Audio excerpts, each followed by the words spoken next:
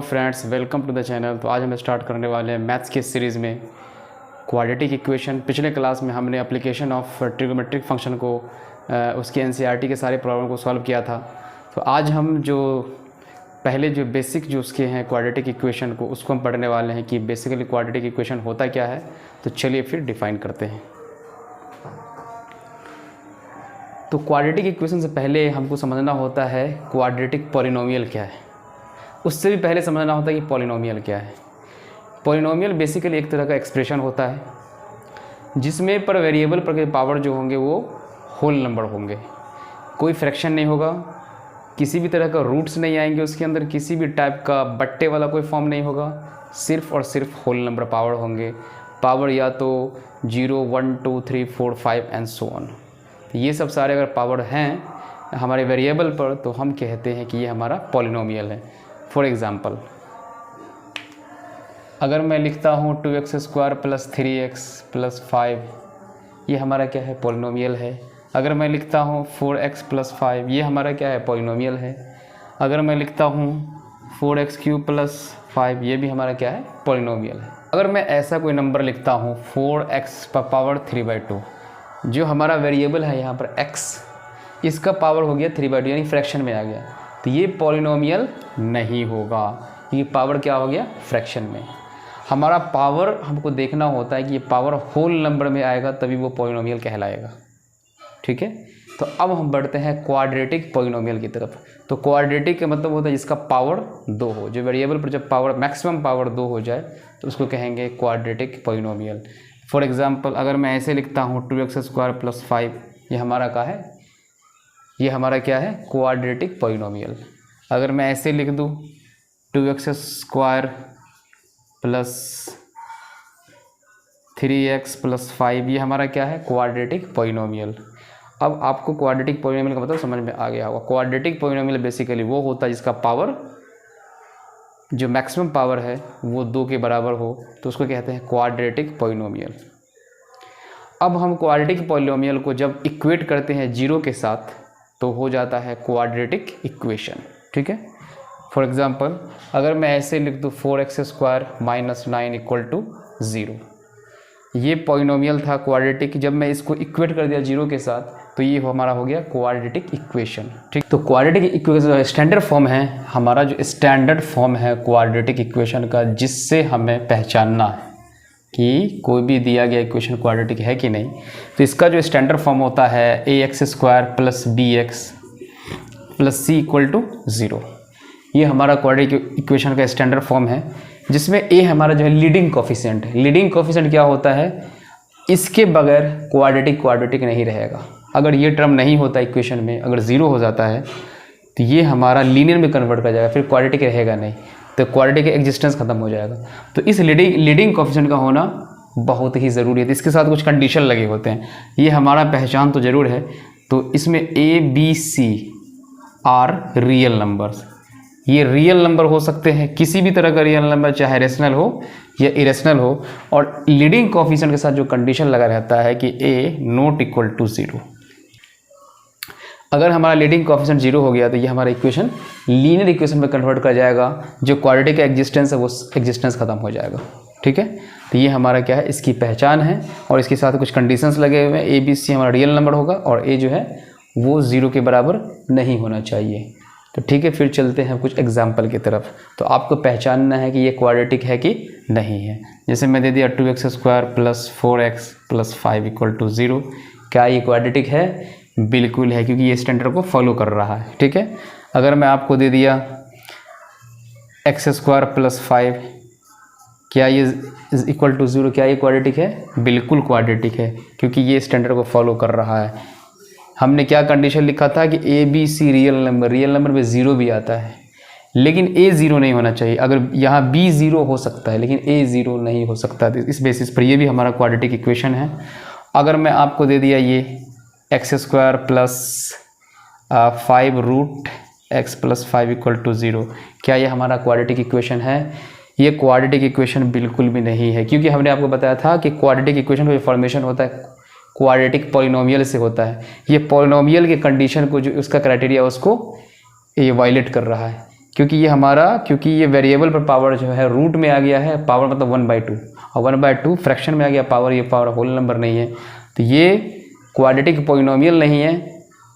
On the basis of that quadratic equation नहीं है, ठीक है, ये नहीं है। तो हो सकता है कि आपने आइडेंटिफाई कर लिया होगा कैसे हम क्वाड्रेटिक इक्वेशन की पहचान करें। तो चलिए हम अगले जो नेक्स्ट टॉपिक है उसकी तरफ बढ़ते हैं। अब क्वाड्रेटिक इक्वेशन की बात आ गई है तो फिर क्वाड्रेटिक इक्वेशन के फिर हम सॉल्यूशन के बारे में भी जानेंगे, ठीक है, इसको हम सॉल्व कैसे करते हैं।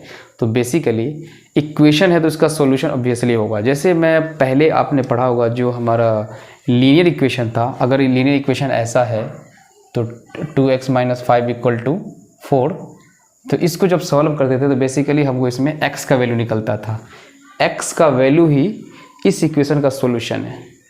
तो क्वाड्रेटिक इक्वेशन में जिस वेरिएबल का इन्वॉल्वमेंट होता है उसका जो वैल्यू होता है x का, जब ये इक्वेशन को सेटिस्फाई करता है, क्योंकि इक्वेशन का जो सॉल्यूशन होता है वो क्या होता है, सॉल्यूशन वो नंबर होता है जो उस इक्वेशन को सेटिस्फाई करता है। जैसे माने कि मैं एक लीनियर इक्वेशन दिया तो इस x का वैल्यू ऐसा क्या रखें इस तरफ जिससे राइट साइड में हमारा 4 आ जाए। अगर इस इक्वेशन को ये सेटिस्फाई करता है तो वो उसका सॉल्यूशन कहलाएगा। तो क्वाड्रेटिक इक्वेशन में भी उसके सॉल्यूशन होंगे। तो x के किस वैल्यू के लिए ये इक्वेशन सेटिस्फाई हो रहा है, अगर जो वैल्यू x का सेटिस्फाई करेगा इस इक्वेशन को, उस इक्वेशन का उसको सॉल्यूशन कहा जाएगा। उसको क्वाड्रेटिक में रूट्स भी कहते हैं, roots of the equation, solution of the equation, zeros of the equation, ठीक है। 3 तरह के नाम से हम इसको पुकारते हैं, ठीक है। तो आपने क्वाड्रेटिक इक्वेशन की पहचान कर ली उसके स्टैंडर्ड फॉर्म से। तो अब हम इसके सॉल्यूशन पर चलेंगे। तो सॉल्यूशन के बारे में आपने समझ गया होगा कि सॉल्यूशन वो x का वैल्यू होता है जो इक्वेशन को सेटिस्फाई करता है। अगर वो सेटिस्फाइंग नंबर अगर मिलता है तो उस नंबर्स को उस इक्वेशन का सॉल्यूशन कहते हैं। अब सवाल उठता है कि हम सॉल्यूशन को निकालें कैसे। सॉल्यूशन को निकालने से पहले हमें बेसिकली क्वाड्रेटिक इक्वेशन जो दिए गए हैं उसके हमें नेचर, रूट्स के जो नेचर है, जो उसके हल आने वाले हैं, उससे सॉल्यूशन निकालने से पहले हम उसकी नेचर की पहचान करते हैं। नेचर के बेसिस पर हम सॉल्यूशन को फाइंड आउट कर सकते हैं। अगर नेचर कुछ ऐसा आ गया जब उसका सॉल्यूशन जो रियल सॉल्यूशन ना होता हो तो फिर हमें आगे काम करने की ज़रूरत नहीं है। तो सबसे पहले हम नेचर पता करें कि उसके जो नेचर्स होंगे रूट्स के वो रियल होंगे भी या नहीं। अगर रियल नहीं होंगे तो फिर हमें आगे मेहनत करने की बिल्कुल भी ज़रूरत नहीं है। तो उसके नेचर को हम निकालते कैसे। तो उसके नेचर को निकालने के लिए जो हमारा एक टर्म है डिस्क्रिमिनेंट, तो उस इक्वेशन का हम डिस्क्रिमिनेंट निकालते हैं। डिस्क्रिमिनेंट हमें बताता है कि वो उसका जो रूट्स होगा वो रियल होगा या रियल नहीं होगा। अगर रियल हुआ तो फिर बेसिकली हम फिर आगे की प्रोसेस को अपनाएंगे कैसे सॉल्यूशन निकाला जाए। अगर रियल नहीं मिलता है तो फिर कहते हैं कि इस इक्वेशन का कोई सॉल्यूशन रियल नहीं है। तो चलिए हम देखते हैं कैसे इसके निकालते हैं। तो मैंने एक स्टैंडर्ड फॉर्म को मैं यहाँ पर लिखूँगा। तो स्टैंडर्ड फॉर्म क्या था, ax² + bx + c = 0। ax² + bx + c = 0। तो इसका डिस्क्रिमिनेंट कैसे निकलेगा। डिस्क्रिमिनेंट का जो हमारे पास फार्मूला होता है वो होता है √b² - 4ac। b क्या है, ये हमारा जो कोफिशिएंट है, x² का जो कोफिशिएंट है वो a है, x का कोफिशिएंट है वो b है, और ये हमारा कांस्टेंट टर्म है जो c है, ठीक है। तो ये हमारा हो जाता है डिस्क्रिमिनेंट। तो इसके साथ क्या कंडीशन होता है कि अगर d > 0 हो गया तो इसके सॉल्यूशन क्या होंगे, रियल होंगे। क्या होंगे, रियल होंगे, सॉल्यूशन रियल होंगे। तो फिर हम उसमें फिर रियल सॉल्यूशन, फिर अगर पता चल गया कि रियल है तो फिर हम सॉल्यूशन को फाइंड आउट कर सकते हैं। उसके मेथड्स हम आगे पढ़ेंगे कैसे फाइंड आउट किया जाता है। अगर d हमारा = 0 है तो इसका मतलब हो गया कि इसका जो सॉल्यूशन है रियल है और इक्वल है। और इसमें क्या होगा, अनइक्वल। क्या है, रियल एंड अनइक्वल। अनइक्वल मतलब 2 डिस्टिंक्ट सॉल्यूशन होंगे, डिफरेंट होंगे। इसमें क्या होगा, सॉल्यूशन क्योंकि क्वाड्रेटिक है तो इसके 2 सॉल्यूशन होंगे जिसका पावर 2, तो मतलब मैक्सिमम सॉल्यूशन 2 होंगे और दोनों सॉल्यूशन क्या होंगे, वो रियल होंगे। अगर d हमारा <0 है तो इसके सॉल्यूशन रियल नहीं होंगे, नॉट रियल। अगर ये वाला केस आता है तो हमें आगे उस पर काम करने की बिल्कुल भी ज़रूरत नहीं, क्योंकि इसके सॉल्यूशन आपको मिलने वाले नहीं हैं। तो नॉट रियल सॉल्यूशन, ठीक है। तो इस तरह से नेचर ऑफ द रूट्स निकाले जाते हैं। तो हम एक इक्वेशन के ज़रिए हम पता करते हैं कि नेचर ऑफ द रूट कैसे निकालते हैं। जैसे कि मैं इक्वेशन दिया एक 2x² + 5x - 6 = 0। अगर आपको ये कहे कि इसका सोल्यूशन निकालें, इसके ज़ीरोज़ निकालें, इसके रूट्स निकालें, तो सबसे पहले हम इसका क्या करेंगे, सबसे पहले हम इसका नेचर ऑफ द रूट्स निकालेंगे। इससे जो आने वाले रूट्स हैं, इससे जो आने वाले सॉल्यूशंस हैं, क्या वो रियल होंगे या नहीं। तो इसके लिए हम पहले डी निकालते हैं। तो सबसे पहले पहचान करें ए बी सी है कौन।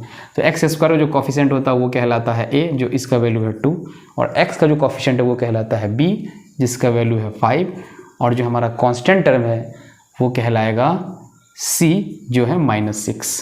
अब हम क्या निकालेंगे, डी का वैल्यू होता है √b² - 4ac। b का वैल्यू है हमारा 5, तो 5 का स्क्वायर -4 × a का वैल्यू होगा 2 और c का वैल्यू हो गया -6। ठीक है, तो ये हो जाता है हमारा 5 5 जा 25 और माइनस प्लस 4 2 जा 8 और 8 6 जा 48।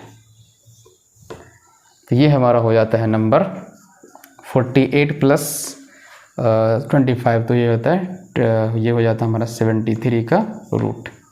ये हमारा कंप्लीट स्क्वायर नहीं है, तो ये रूट के अंदर 73 रहेगा। तो क्या ये नंबर आपको ग्रेटर देन 0 लगता है? और क्योंकि इसका जब स्क्वायर रूट करेंगे तो ग्रेटर देन 0 आएगा। क्या आएगा? Greater than 0।